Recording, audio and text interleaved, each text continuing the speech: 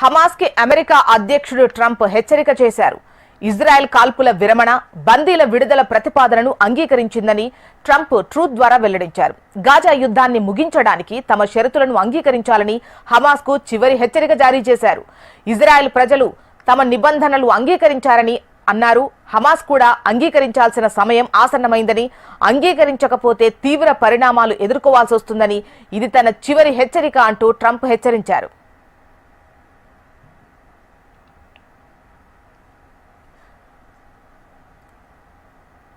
కానీ ఇజ్రాయెల్ ప్రణాళిక ప్రకారం కాల్పుల విరమణ ఒప్పందం మొదటి రోజు బందీలందరినీ విడుదల చేయాలి. ఆ తర్వాత విస్తృత చర్చలు జరపాలని యోచిస్తోంది.